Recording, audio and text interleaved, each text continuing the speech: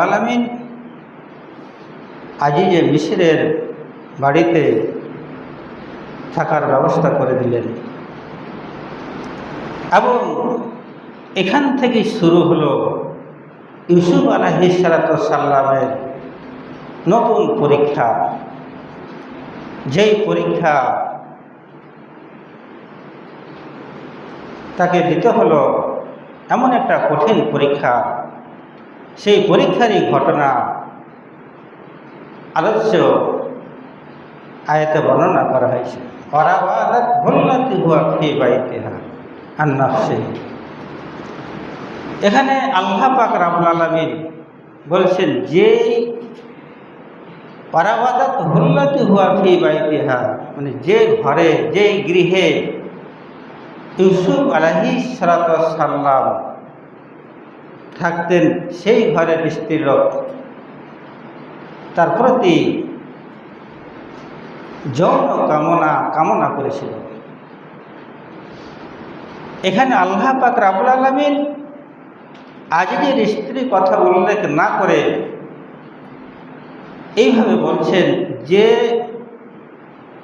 সেই স্ত্রীলোক যার ঘরে, যার আশ্রয়ে সে থাকত, সেই বাড়ির এই মহিলা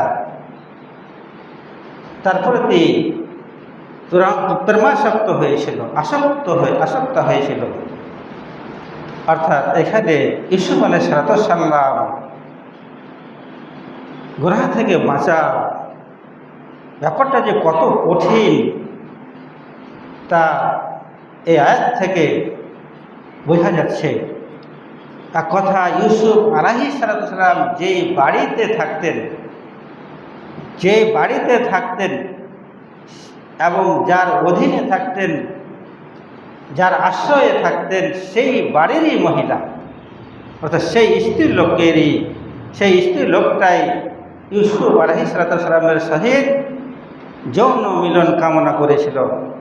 তাহলে বিষয়টা কত কঠিন, কারণ এই সময় সেই মহিলার বাড়িতে সে থাকছে, তার আশ্রয়ে, তার কথা উপেক্ষা করা তার পক্ষে সহজসাধ্য ছিল না। এইরকম একটা জটিল কঠিন পরিস্থিতি সৃষ্টি হয়েছিল, সেই পরিস্থিতিতে পড়েছিল ইউসুফ আলাইহিস সালাম। ওই কথাটাই বলছে, ওয়ারাওয়াদাত হুল্লাতি হুয়া ফি বাইতি আন নাফসিহি ওয়া গাল্লাকাতিল আবওয়াবা। বলা হলো সেই স্ত্রীলোক যে যার গৃহে সে থাকত, সে তার প্রতি যৌন মিলন কামনা করেছিল এবং ঘরের দরজাগুলো বন্ধ করে দিয়েছিল। বা গাল্লাকাতিল আবওয়াবা, ঘরের দরজাগুলো বন্ধ করে দিয়েছিল। বা কালাত হাইতা লাকা, ঘরের দরজা জানলা বন্ধ করে দেওয়ার পরে সে বলেছিল, আইসো আমার সঙ্গে, অর্থাৎ যৌন মিলন করো, এই আহ্বান সে করেছিল। কালা মা জাল্লাহি, তখন ইউসুফ আলাইহিস সালাম বলেছিলেন, আমি আল্লাহর আশ্রয় প্রার্থনা করছি। তো গুনাহ থেকে বাঁচা প্রধান হাতিয়ার হলো আল্লাহর আশ্রয় প্রার্থনা করা। যে কোনো পরিস্থিতি, যে কোনো গুনাহ থেকে বাঁচতে গেলে প্রথমে আল্লাহর আশ্রয় প্রার্থনা করতে হবে। এক্ষেত্রে ইউসুফ আলাইহিস সালাম তাই করলেন। তার ইচ্ছা যদিও ছিল না, তার ইচ্ছা না থাকলেও সে এই কঠিন পরিস্থিতিতে বাঁচার জন্য সে আল্লাহর আশ্রয় প্রার্থনা করল। যেখানে দেখল যে এই বাড়িতে, যে বাড়িতে সে থাকে, সেই বাড়িরই মহিলা এবং যে ঘরে কথোপকথন হচ্ছে তার চারিদিক বন্ধ, দরজা বন্ধ, এমনকি দরজাতে তালা মেরে দেওয়া হয়েছে যাতে বেরিয়ে যেতে না পারে। এইরকম একটা জটিল কঠিন পরিস্থিতি। তারপরে ইউসুফ আলাইহিস সালাম বললেন, কালা মা জাল্লাহে, আমি আল্লাহর আশ্রয় প্রার্থনা করছি। তাহলে গুনাহ থেকে বাঁচার একটা প্রধান হাতিয়ার হলো আল্লাহর সাহায্য প্রার্থনা করা। ইন্নাহু রাব্বি আহসানা মাসওয়ায়া ইন্নাহু লা ইফলিহুল জালিমিন। ইন্নাহু, এবার ইউসুফ আলাইহিস সালামকে যখন সে আহ্বান করলো তার সঙ্গে যৌন মিলন করার জন্য, তখন সে বলল, ইউসুফ আলাইহিস সালাম বলল, ইন্নাহু রাব্বি আহসানা মাসওয়ায়া, নিশ্চয়ই ইউসুফ আলাইহিস সালাম জুলাইখাকে বলছেন যে আজই যে মিসর আমার প্রভু, সে আমাকে সম্মানের সহিত থাকতে দিয়েছে, আর আমি কি করে তার আমানতের খেয়ানত করি। তো যে ব্যক্তি সীমা লঙ্ঘন করবে, আল্লাহ সেই যে ব্যক্তি জুলুম করবে, সীমা লঙ্ঘন করবে, আল্লাহ তাদেরকে সফলতা দান করবে না। সেই ইন্নাহু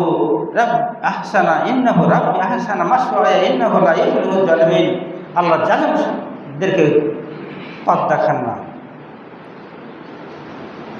কল্যাণ দান করেন না। তো এখানে ইউসুফ আলাইহিস সালাম আজিজকে তার রব হিসেবে উল্লেখ করেছেন, যদিও এই রব শব্দটা একমাত্র আল্লাহর ক্ষেত্রেই ব্যবহার করা হয়, আল্লাহ ছাড়া অন্য কাউকে রব নামে ডাকা যায় না। তো এখানে এই যে রব বলে ডাকলো, তার অর্থ হলো এই যে তখন পরবর্তী যুগে শিরককে, আল্লাহর সাথে শিরক করাটাকে নিষেধ করে দেওয়া হয়েছিল, কিন্তু তার উপকরণগুলোকে কঠোরভাবে নিষেধ করা হয়নি। সেই ক্ষেত্রে হয়তো ইউসুফ আলাইহিস সালাম তাকে মালিক, তাকে রব হিসাবে উল্লেখ করেছেন, কিংবা এও হতে পারে যে আল্লাহ ইউসুফ আলাইহিস সালাম এখানে রব বলতে আল্লাহকেই রব হিসেবে উল্লেখ করেছেন, কারণ আল্লাহই তাকে এই মিশরে থাকার ব্যবস্থা করে দিয়েছেন এবং তাকে সম্মানিত করেছেন। এই জন্যই এখানে তাকে রব হিসাবে উল্লেখ করেছেন। তাছাড়া রব বলতে যদি আজিজকেই ধরা হয়, তাহলে জুলাইখাকেও সে বুঝাইতে লাগলো। ইউসুফ আলাইহিস সালাম জুলাইকে বুঝালেন যে দেখো, আমি তো কিছুদিন থেকে আমি এখানে আছি, তোমার স্বামী আমাকে সম্মানিতভাবে সম্মানিত করেছেন, আমি তার শুকরিয়া আদায় করছি, আমি তার স্ত্রীর সহিত আমি খেয়ানত করতে চাই না, তাহলে তোমারও তো এই ব্যাপারে শুকরিয়া আদায় করা উচিত। তুমি যেহেতু আজিজের স্ত্রী, তোমাকে সে সম্মান দিয়ে, স্ত্রীর মর্যাদা দিয়ে তোমাকে নিয়ে এসেছে, তাহলে তুমি কি করে তার সঙ্গে খেয়ানত করতে পারো। এইভাবে ইউসুফ আলাইহিস সালাম জুলাইখাকেও বোঝাইতে লাগলেন, কিন্তু জুলাইখা তো ইউসুফের প্রেমে বিভোর হয়ে আসেন, তার প্রেমে সে মত্ত আসে, তাই সে তার কোনো কথাই শোনে না। তো যাই হোক, এই আয়াতে বোঝা গেল আল্লাহ পাক রব্বুল আলামিন ইউসুফকে একটা কঠিন পরীক্ষায় ফেলেছেন, সেই জুলাইখার খপ্পরে ফেলেছেন। সেখান থেকে পরিত্রাণ কীভাবে হবে? ইউসুফ আলাইহিস সালাম প্রথমে আল্লাহর পানা চাইলেন, ওয়ারাওয়াদাত ফাল্লাতুহা ফি বাইতি আন নাফসিহি ফাগাল্লাকাতিল আবওয়াবা ওয়া ক্বালাত হাইতা লাকা কালামা জাল্লাহি ইন্নাহু রাব্বি আহসানা মাসওয়ায়া ইন্নাহু লা ইফলিহুল জালিমুন। নিশ্চয়ই আল্লাহ জালেম সম্প্রদায়কে পথ দেখান না। তো এই যে আয়াত, এখান থেকে তারপরের আয়াত, ওয়ালাকাদ হাম্মাত বিহি ওয়া হাম্মা বিহা লাউলা আররা বুরহানা রাব্বিহি।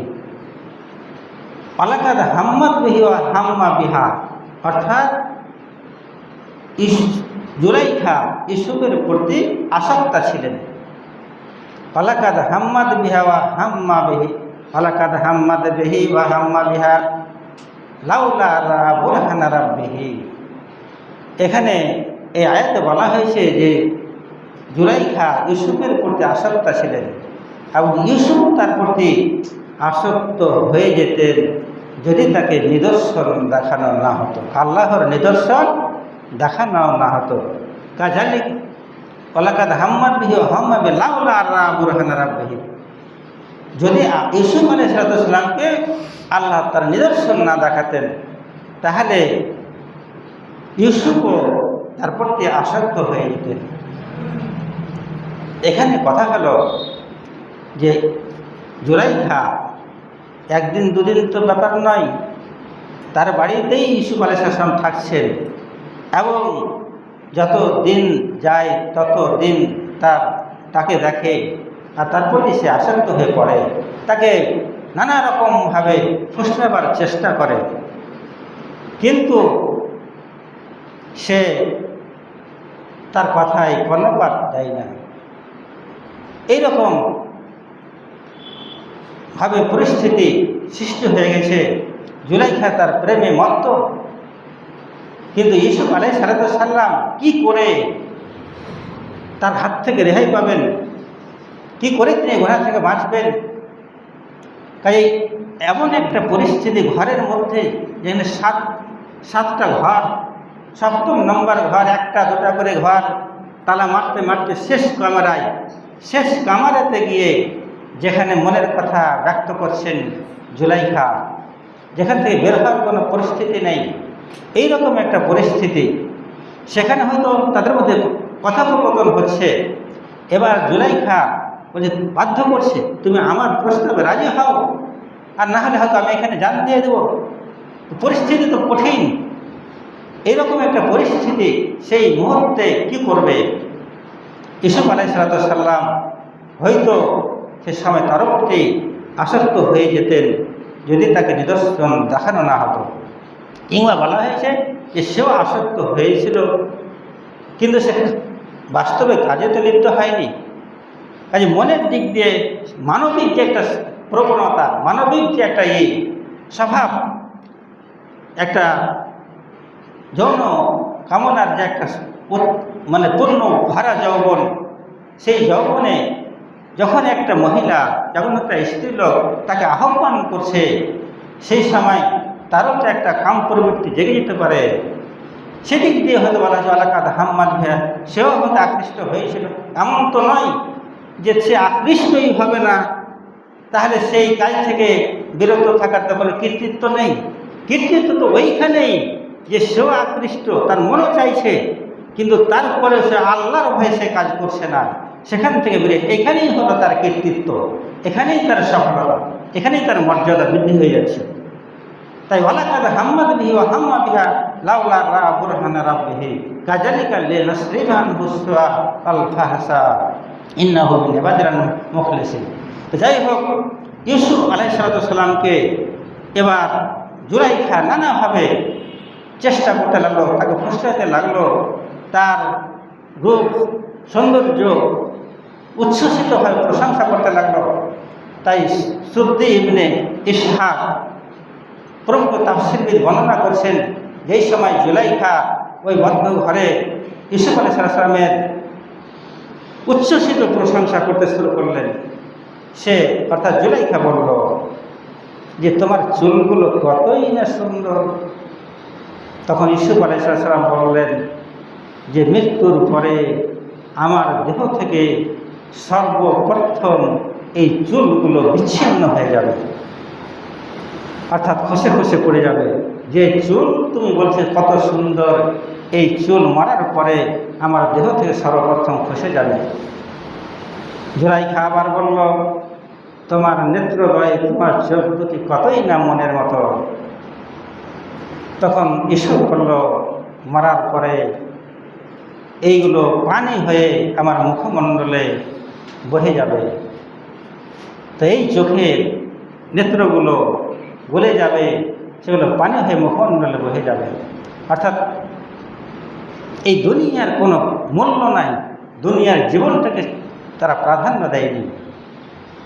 জুলাইখা আবার বলছেন যে তোমার মুখমণ্ডল কতই না কমনীয়। ইউসুফ আলাইহিস সালাম বললেন যে এগুলি সবই মৃত্তিকার খোরাক। যখন মরে যাব যখন মরে যাব মাটি দিয়ে দেওয়া হবে, মাটি সবকে খেয়ে নেবে। এই রূপ, এই সৌন্দর্য সব কিছুই মাটি খেয়ে শেষ করে দেবে, এগুলো মৃত্তিকার খোরাক। এক কথায় আল্লাহ পাক রব্বুল আলামিন ইউসুফ আলাইহিস সালামের মনে পরকালীন চিন্তায় এমনভাবে বেশি করে দিয়েছিলেন, বৃদ্ধি করে দিয়েছিলেন যে দুনিয়ার লোভ লালসা কোনো কিছুই তাকে আকৃষ্ট করতে পারে না, সব কিছুই তার কাছে তুচ্ছ বলে মনে হচ্ছে। আর সত্য কথা হলো এটাই, যখন মানুষ পরকালের চিন্তায় বিভোর হয়ে যাবে তখনই সে গুনাহ থেকে নির্লিপ্ত থাকতে পারবে। তাই ইউসুফ আলাইহিস সালামকে যতই সে ফুসলায় ততই সে অন্য কথা বলে, সেখান থেকে দুনিয়ার প্রতি মহব্বত থাকবে। দুনিয়ার প্রতি মহব্বত করা তো ঠিক নয়, দুনিয়া তো ক্ষণস্থায়ী, দুনিয়ার জীবন তো ক্ষণস্থায়ী জীবন। আসল জীবন তো হলো পরকালের জীবন, জান্নাত পাওয়াটাই হলো আসল জীবন, পরকালের জীবনটা আসল। দুনিয়ার জীবন ক্ষণস্থায়ী, তাই এই জীবনের কোনো মূল্য নাই। দুনিয়ার সৌন্দর্য সুখ যতই কিছুই থাক না কেন ক্ষণস্থায়ী, এই জীবনের কোনো মূল্য নাই। পরকালটাকেই চিন্তা করতে হবে। সাহাবীরা, রাসূলুল্লাহ সাল্লাল্লাহু আলাইহি ওয়াসাল্লাম এরা সবসময় পরকালটাকে বেশি প্রাধান্য দিতেন, যে দুনিয়ার জীবন ক্ষণস্থায়ী। তুমি দুনিয়ার এই সুন্দরী নারী এ তো ক্ষণস্থায়ী, জান্নাতে নারীর তুলনায় এরা কিছুই নয়। তাই হে যুবক, ইউসুফ আলাইহিস সালামের ঘটনা থেকে তোমরা শিক্ষা গ্রহণ করো। তোমরা যে মহিলার পিছনে ছুটছ, এটা দুনিয়াবী জীবন, দুনিয়ার রূপ সৌন্দর্য কিছুক্ষণের জন্য। পরকালে রয়েছে তোমার জন্য সুন্দরী হুর, সুন্দরী নারী। যে জীবন, পরকালের জীবন, যদি জান্নাতে চলে যাও, যে জীবন কখনো শেষ হবে না, কোনো দিন মৃত্যু হবে না, কোনো দিন বিরুদ্ধ হবে না, পূর্ণ যৌবন নিয়ে, ভরা যৌবন নিয়ে চিরদিন জান্নাতে থাকবে। তাই সেই জান্নাত, যেখানে দুনিয়ার চাইতে বহু গুণ সুন্দরী সুন্দরী নারী রয়েছে, সেই জান্নাতকে পাওয়ার জন্য দুনিয়াকে প্রাধান্য দিতে হবে না। ইউসুফ আলাইহিস সালাম তাই একজন এত বড় একটা সুযোগ, যেই ঘরের মধ্যে কেউ নাই, যে বাড়ির মধ্যে কেউ নেই, তার ছেলেপিলে নেই, আজই যে মিশির অফিসে চলে গেল, বাদশাহ দরবারে চলে গেল, বাড়ি ফাঁকা। এত ইউসুফ আলাইহিস সালাম তো তারপর ভ্রুক্ষেপ করেন না। জুলাইখা তাকে চাইছেন, মন থেকে চাইছেন, অন্তর থেকে চাইছেন, কিন্তু তার ডাকে ছাড়া যায় না। তো যাই হোক, আল্লাহ পাক রব্বুল আলামিন ইউসুফ আলাইহিস সালামের এই যে ঘটনা, তার মনে যে একটু হয়তো আসক্তি জেগে গেছিল, এটা দুনিয়াবী মানুষের স্বাভাবিক প্রবণতা হতেই পারে। কিন্তু সে যখন কার্যে পরিণত হয়নি, গুনাহ থেকে বেঁচে গেছেন, তখন সেই ক্ষেত্রে তার কোনো দোষ নাই। এটা নবুয়ত এবং রিসালাতের পরিপন্থী নয়। যদি সে অন্যায় করে বসত, তাহলে এটা নবুয়ত, রিসালাত এবং নবুয়তের পরিপন্থী হতো। তো যাই হোক, এখানে ইউসুফ আলাইহিস সালামকে যে নিদর্শনগুলো দেখানো হয়েছিল তা কিন্তু এখানে বর্ণনা করা হয়নি, কোরআন পাকে তা উল্লেখ করা হয়নি যে কী নিদর্শন দেখানো হয়েছিল। কিন্তু হাদিসে এসেছে যে কোনো ব্যক্তি যদি একটা খারাপ কাজের নিয়ত করে, ইচ্ছা করে, তাহলে সেই খারাপ কাজটা না করা পর্যন্ত তার আমল নামে গুনাহ লেখা হয় না। কিন্তু যদি কেউ একটা ভালো কাজের নিয়ত করে, তাহলে নিয়ত করার কারণেই, নিয়ত করার সাথে সাথেই তার আমল নামায় একটা নেকি লিখে দেওয়া হয়। আর যখন সেই ভালো কাজটা যখন সে করে ফেলে, তখন তার আমল নামায় 10টা নেকি লেখা হয়। তাহলে ভালো কাজের নিয়ত করে সে শুধুমাত্র কাজটা করেনি, তাতেই সে 1 নেকি পেয়ে গেছে। কিন্তু যখন সে কাজটা করে বসে, তখন সে 10 নেকি লাভ করে। আর কোনো ব্যক্তি যখন একটা মন্দ কাজের নিয়ত করে, তখন তার আমল নামায় কোনো গুনাহ লেখা হয় না। যখন সে মন্দ কাজটা করে ফেলে, তখন তার আমল নামায় একটাই গুনাহ লেখা হয়।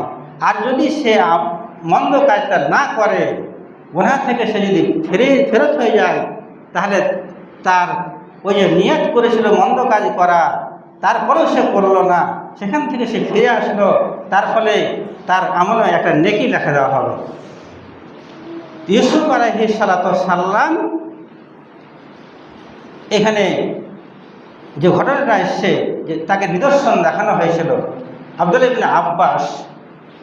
ইবনে আব্বাস, সাঈদ ইবনে জুবাইর, মুজাহিদ ইবনে মুহাম্মদ ইবনে সিরিন, হাসান বসরি প্রমুখ এরা বলছেন যে এই সময় তাকে যে নিদর্শন দেখানো হয়েছিল তা হলো ওই ঘরের মধ্যে ইয়াকুব আলাইহিস সালামকে এইভাবে দেখানো হলো যে সে একটা আঙ্গুল দিয়ে দাঁত কাটছে, দাঁতে আঙ্গুল কাটছে, আর এক হাত দিয়ে ইশারা করছে, এক হাত দিয়ে নিষেধ করছে, এক হাত দিয়ে আঙ্গুল দাঁতে কাটছে।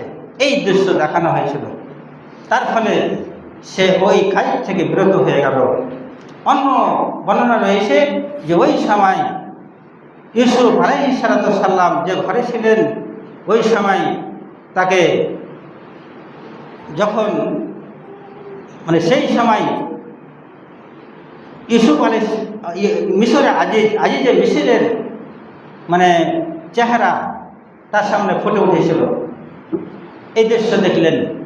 অন্য বর্ণনায় আছে যে ওই সময় সে যেদিকে তাকালো, অর্থাৎ ছাদের দিকে যখন তাকালো, তখন সে দেখলো যে ওখানে লেখা আছে ওয়ালা তাকরাবুজ জিনা ইন্নাহু কানা ফাহিশাতা ওয়া সাআ সাবিলা। অর্থাৎ দেখতে পেল যে এই কোরআনের এই আয়াত লেখা আছে ওয়ালা তাকরাবুজ জিনা, জিনার নিকটবর্তী হয়েও না, ইন্নাহু কানা ফাহিশাতা, নিশ্চয় এটা নিকৃষ্ট জঘন্য কাজ, ওয়া সাআ সাবিলা, আর সামাজিক দিয়ে এটা মন্দ পথ। তখন সে এই কাজ থেকে বিরত হয়ে গেল। অন্য বর্ণনায় রয়েছে এই সময় তাকে যে নিদর্শন দেখানো হয়েছিল সেটা হলো ওই ঘরে জুলাইখার একটা মূর্তি রাখা ছিল। ওই মূর্তিটা যখন সে নিমরাজি হল, অর্থাৎ ইউসুফ আলাইহিস সালাম যখন একটু রাজি এরকম ভাব, সেই সময় সে তার মূর্তির চোখটাকে একটা কাপড় দিয়ে ঢেকে দিল। তখন জুলাইখা বলল, তখন ইউসুফ বলল, তুমি এটা ঢাকলে কেন? সে বলল, আমি এখন একটা পাপ কাজ করব, তাহলে এই পাপ কাজটা আমার উপাস্য দেখুক, এটা তো আমি চাই না, তার সামনে এই কাজটা করতে পারি না, তাই তার চোখটাকে ঢেকে দিলাম। তখন ইউসুফ আলাইহিস সালাম তাকে বুঝালেন যে তোমার যে উপাস্য তাকে একটা পর্দা দিয়ে, একটা কাপড় দিয়ে ঢেকে দেওয়া সম্ভব, কিন্তু আমার রব যিনি সদা জাগ্রত, তাকে কোনো পর্দা দিয়ে তার চোখ ঢাকা যাবে না, সে সব সময় দেখছে। অর্থাৎ আল্লাহ সব সময় দেখে। তো তুমি যেমন তোমার উপাস্যর সামনে এই জেনা করতে লজ্জিত, তো আমার রবের সামনে আমি লজ্জিত, তাই তোমার সঙ্গে কাজ করা হবে না, এই বলে সে পালাইতে লাগলো। তো এই ঘটনাগুলো বর্ণনা করার পরে তাফসিরে ইবনে কাসির বলছেন যে যেই ঘটনা নিদর্শন বর্ণনা করা হোক না কেন, আসল কথা হলো যে কোরআন পাক যেটুকু বর্ণনা করেছে তাতেই মানুষকে স্থির থাকতে হবে। অর্থাৎ এখানে কোনো নিদর্শন কোরআন পাক বর্ণনা করেনি। হতে পারে এই ঘটনাগুলো, এই নিদর্শনগুলো যে কোনো একটা হতে পারে, তো কোনো একটা নিদর্শনকে নির্দিষ্ট করা যাবে না। মোট কথা হলো আল্লাহ পাক রব্বুল আলামিন ইউসুফ আলাইহিস সালাম এমন একটা নিদর্শন দেখিয়েছিল যে সেই নিদর্শন দেখেই সে ওই ঘর থেকে সে পালাতে লাগলো। তাহলে পরিস্থিতি এমন একটা দাঁড়ালো, ওয়ালাকাদ হাম্মাত বিহি ওয়া হাম্মা বিহা লাউলা রা বুরহান রাব্বিহি কাযালিকা লিনাসরিফা আনহু সুআল ফাহসা ইন্নাহু মিন ইবাদিল মুখলাসিন। তো এবার আল্লাহ পাক রব্বুল আলামিন তাকে এই নিদর্শন দেখালেন এই জন্যই, যাতে সে মন্দ কাজ, অশ্লীল কাজ, গর্হিত কাজ থেকে তাকে বিরত রাখা যায়। এই জন্যই তাকে ওই নিদর্শন দেখানো হয়েছিল। আল্লাহ এইভাবে তার খাঁটি বান্দাদেরকে হেফাজত করে থাকেন। অষ্টাবাকাল বাবা পাকাদ্দাত কামিসুল কুদ্দামিন দুবরিন। অষ্টাবাকাল বাবা, এই মুহূর্তে যখন ইউসুফ আলাইহিস সালাম ওই নিদর্শন দেখলেন, তখন সে দৌড়ে পালাতে লাগলো। এখান থেকে শিক্ষণীয় বিষয় হলো এই, পরিস্থিতি যতই জটিল হোক না কেন, পরিস্থিতি যতই কঠিন হোক না কেন, যেখান থেকে বের হওয়ার কোনো উপায়ই নেই, তারপরেও তোমাকে চেষ্টা করতে হবে। আর ফলাফল তো আল্লাহর হাতে, ফলাফল তো আল্লাহ দেবে, তোমাকে চেষ্টা করতে হবে বাঁচার। তাই ইউসুফ আলাইহিস সালাম বুঝলেন সব দিক বন্ধ, চার দেওয়াল বন্ধ, দরজা বন্ধ, দরজায় তালা মারা, তারপরেও সে দরজা অভিমুখে দৌড়াতে লাগলো। ও ভাই দৌড়াতে লাগলো, অস্তাবাকাল বাবা, ও ভাই দৌড়াতে লাগলো দরজার দিকে। অস্তাবাকাল বাবা ওয়াকাদ্দাত কামিসুহু মিন দুবুরিহি, পিছন দিক থেকে জুলাইখা ইউসুফের জামা ধরে টানলো, তার ফলে জামা ছিঁড়ে গেল। ইউসুফ পালাচ্ছে, পিছন দিক থেকে জুলাইখাও দৌড়াচ্ছে, জুলাইখা তাকে ধরার জন্য তার জামা ধরে টানলো, জামা ছিঁড়ে গেল। অস্তাবাকাল বাবা ওয়াকাদ্দাত কামিসুহু মিন দুবুরিহি ওয়া আলফা ইয়া সাইয়্যিদা লাদাল বাব। ঘটনা এমনই হলো, যখন দরজার কাছে যায় আপনা আপনি আল্লাহর পক্ষ থেকে তালা খুলে খসে পড়ে যায়, গেট খুলে যায়। এইভাবে প্রত্যেকটা গেট পার হতে হতে যখন শেষ দরজায় আসলো, তখন সে দেখল যে জুলাইখার স্বামী সেখানে দাঁড়িয়ে। জুলাইখার স্বামী অর্থাৎ আজিজে মিশির দরজার বাইরে দাঁড়িয়ে আছে। জুলাইখাও সেখানে গিয়ে হাজির। ঘটনা পরিস্থিতি অন্যরকম হয়ে গেল। অস্তাবাকাল বাবা ওয়াকাদ্দাত কামিসুহু মিন দুবুরিহি ওয়া আলফা ইয়া সাইয়্যিদা লাদাল বাব কালাত মা জাযাউ মান আরাদা বিআহলিকা সুআন ইল্লা আইয়ুসজানা ওয়াজাবুন আলী। যখনই দেখলো যে তার স্বামী দুয়ারে গেটের কাছে দাঁড়িয়ে আছে, তখন নারী জাতির সাধনা, তখন সে পরিস্থিতি ঘুরিয়ে গেল, ঘটনা ঘুরিয়ে গেল। কি বলল? যেই ছেলেকে, এমন একটা ছেলেকে তুমি এনে দিয়েছ, যে ছেলে তোমার পরিবারের, তোমার স্ত্রীর সঙ্গে মানে অন্যায় যৌন ক্ষুধা নিবারণ করতে চায়, সেই ছেলের শাস্তি হয় তাকে কারাগারে নিক্ষেপ করো, আর না হলে কঠিন শাস্তি দাও। তার মানে জুলাইখা বলতে চাইল, বোঝাতে চাইল যে সমস্ত দোষ ইউসুফের, সে তার প্রতি চড়াও হয়েছে। তো পরিস্থিতি এমন দাঁড়িয়ে গেল এই সময়। এবার তখন কিছু যদি না বলে তাহলে তো তার উপরে দোষ চাপে। তাই ইউসুফ আলাইহিস সালাম বললেন, কালা হিয়া রাওয়াদাতনি আন নাফসি ওয়া শাহিদা শাহিদুম মিন আহলিহা ইন কানা কামিসুহু কুদ্দা মিন কুবুরিন ফাসাদাকাত ওয়া হুয়া মিনাল কাযিবিন ওয়া ইন কানা কামিসুহু কুদ্দা মিন দুবুরিন ফাকাযাবাত ওয়া হুয়া মিনাস সাদিকিন। তখন ইউসুফ আলাইহিস সালাম বললেন যে, বরং জুলাইখাই আমাকে যৌনমিলন করার জন্য আকৃষ্ট করেছে, সেই চেয়েছে যৌনমিলন করতে। কালা হিয়া রাওয়াদাতনি আন নাফসি, সে আমাকে ফুসলাইছে। কালা হিয়া রাওয়াদাতনি আন নাফসি ওয়া শাহিদা শাহিদুম মিন আহলিহা। তখন এবার ঘটনা অন্য। ইউসুফ বলছে যে সেই আমাকে চেয়েছে, আর জুলাইখা বলছে যে না, ইউসুফ আমার প্রতি অন্যায় করার জন্য চড়াও হয়েছে। তখন এবার কি করা যায়? সাক্ষী কোথায়? তো সাক্ষী তার পরিবারের মধ্যে থেকে একজন সাক্ষী দিল। কে সাক্ষী দিল? একটা কচি বাচ্চা, কচি শিশু। ওই ঘরে, যে ঘরে কথোপকথন হচ্ছিল, ওই ঘরের দোলনায় একটা ছোট বাচ্চা ওই দোলনায় ছিল। সে বলল, এই শিশুই সাক্ষী দেবে।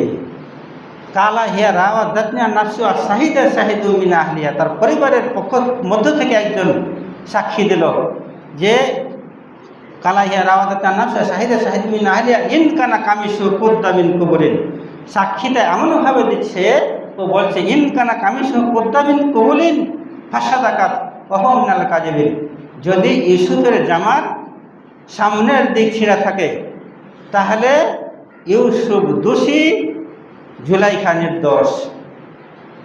ইন কানা কামিসুহু কুদ্দা মিন কুবুরিন ফাসাদাকাত ওয়া হুয়া মিনাল কাযিবিন ওয়া ইন কানা কামিসুহু কুদ্দা মিন দুবুরিন ফাকাযাবাত ওয়া হুয়া মিনাস সাবিরিন। আর যদি ইউসুফের জামার পিছন দিক ছিঁড়া থাকে তাহলে ইউসুফ নির্দোষ, জুলাইখা দোষী। ফালাম্মা রাআ কামিসহু কুদ্দা মিন দুবুরিন কালা ইন্নাহু মিন কাইদিকুন্না ইন্না কাইদাকুন্না আযীম। যখন দেখা হলো, পরীক্ষা করে দেখা গেল ইউসুফের জামার পিছন দিক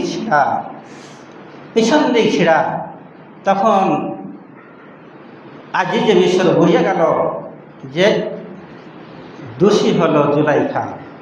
তার মানে যখনই ওই কচি শিশু সাক্ষী দিয়েছে তখনই সে বুঝে গেছে যে জুলাইখাই দোষী।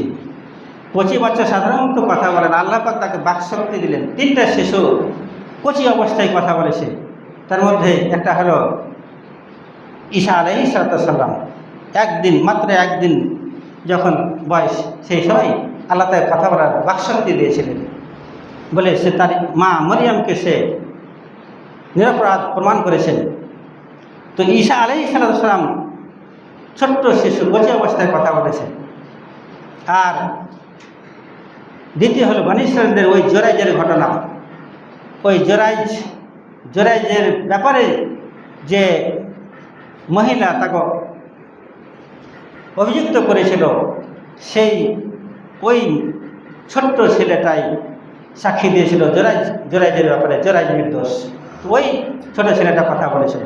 তৃতীয় হলো মুসা আলাইহিস সালাম, অর্থাৎ ফেরাউনের স্ত্রীর চুল পরিচর্যাকারীর একটা ছেলে কচি অবস্থায় কথা বলেছিল।